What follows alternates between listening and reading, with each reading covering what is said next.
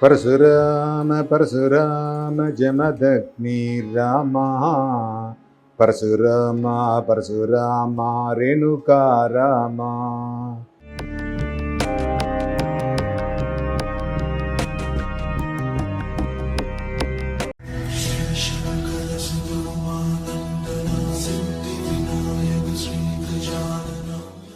எல்லாம் வல்ல மூகாம்பிகையினுடைய அருளோடு இன்றைய சிந்தனைகள். சிவராத்திரி வருகின்ற புதன்கிழமை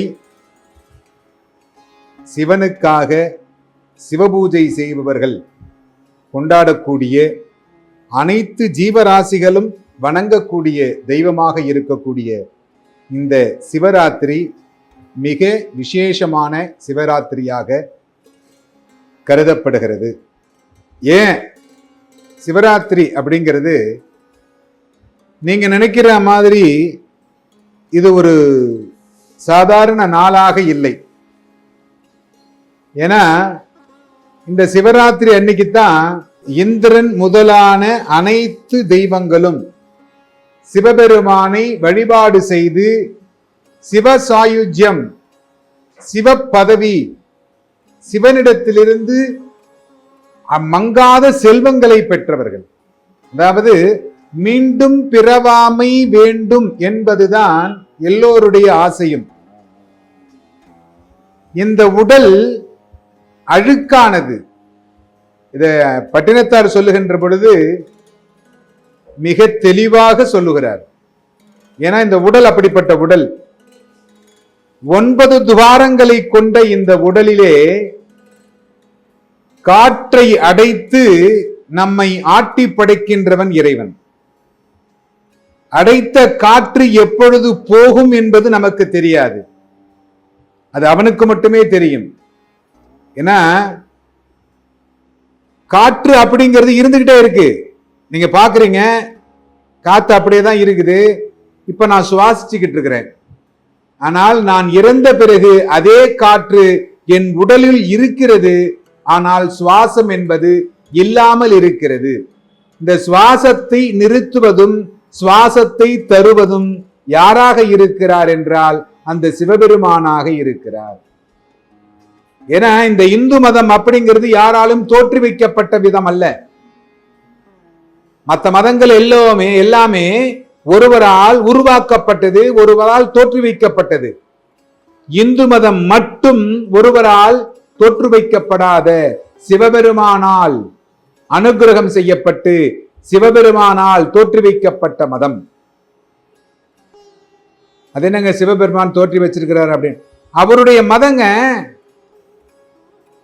சிவோகம் சிவோகம் சிவோகம், இது பாவ ஏது அப்படின்னு சொல்றாங்க. நான் சிவனாக மாற வேண்டும் அப்படின்னா இந்த சிவராத்திரி அன்னைக்கு முதல் நாள்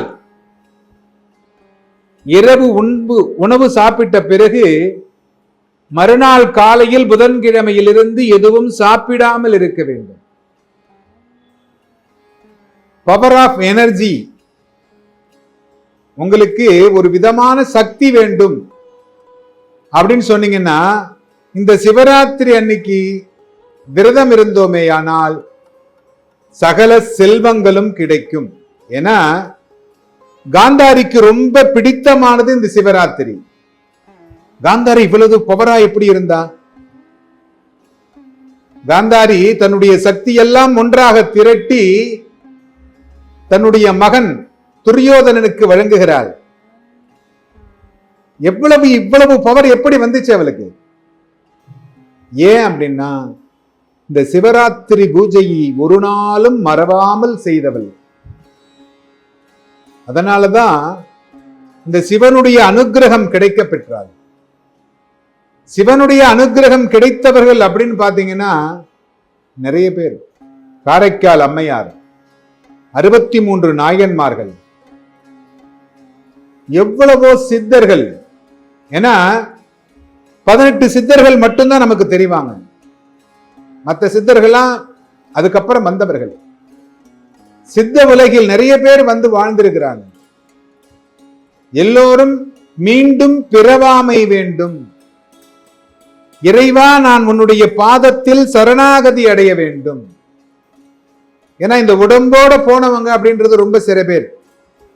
சுந்தரமூர்த்தி நாயனார், நான் அடிக்கடி சொல்லுகின்ற பட்டினத்தார், ஔவையார், இவங்கெல்லாம் தான் அந்த உடம்போட போனாங்க.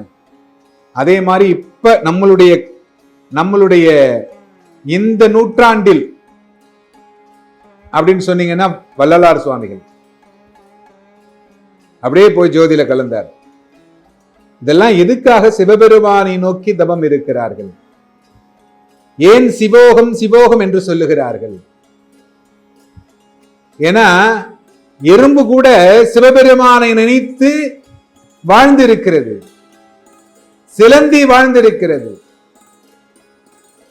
அந்த சிவபெருமானை வழிபாடு செய்வதற்காகவே வாழ்ந்த இடங்கள், கோவில்கள் எல்லாம் இருக்கிறது.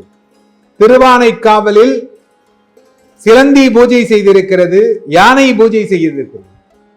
ஏன் அப்படின்னா சிவோகம், நம்மளுடைய வாழ்க்கையில் இந்த நமச்சிவாய மந்திரம், சிவாய நமகா என்று சொன்னாலே மங்களம் என்று பொருள்.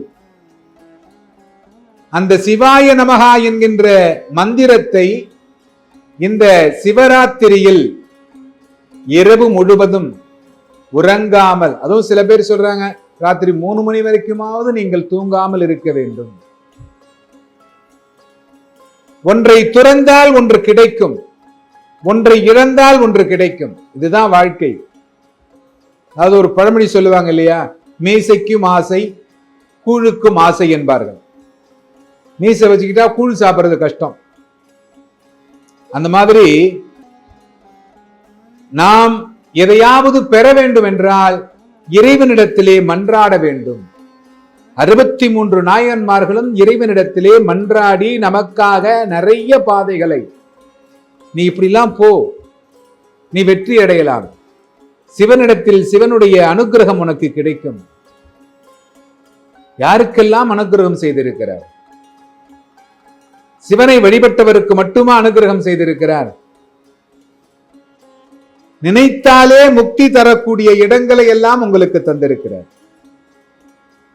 அப்படிப்பட்ட இந்த மகா சிவராத்திரி, மாசி மாதத்தில் வரக்கூடிய இந்த மகா சிவராத்திரி, இந்த சிவராத்திரியில் அனைவரும் விரதமிருந்து தங்களால் முடிந்த அளவு சிவன் கோயிலுக்கு சென்று வழிபாடு செய்து, அந்த வழிபாட்டு தலங்களில் நடக்கும் பூஜைகளில் கலந்து கொண்டு, உங்களால் முடிந்த பால், பன்னீர் இதையெல்லாம் வாங்கி கொடுத்து